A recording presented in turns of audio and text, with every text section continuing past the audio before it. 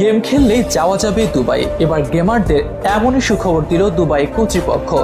এতদিন গেমিং নিয়ে তেমন কোনো মাথা না ঘামালেও অবশেষে এর বৈশ্বিক অর্থনৈতিক গুরুত্ব বুঝতে শুরু করেছে দুবাই। আর এ কারণেই স্পেশাল ভিসা আবেদন চালু করেছে দেশটি। গেমিং যে এখন আর শুধুমাত্র বিনোদনের মধ্যে সীমাবদ্ধ নেই, এর যে আছে বিশাল এক বৈশ্বিক মার্কেট, তারই জানান দিচ্ছে দুবাইয়ের স্পেশাল এই গেমিং ভিসা। শুধুমাত্র গেমার নয়, সুযোগ থাকছে কন্টেন্ট ক্রিয়েটরদেরও। ইতিমধ্যেই নেট দুনিয়ায় আলোড়ন ফেলে দিয়েছে এই খবর। উন্মাদনা কাজ করছে দেশি গেমার ও কন্টেন্ট ক্রিয়েটরদের মধ্যেও। অনেকের মনে প্রশ্ন, কিভাবে করা যাবে এই ভিসার আবেদন, কারা কারা পাবেন স্পেশাল এই ভিসা, কি কি সুযোগ সুবিধা থাকছে এতে, এসবের বিস্তারিত নিয়ে থাকছে এখনকার বিশেষ আয়োজন।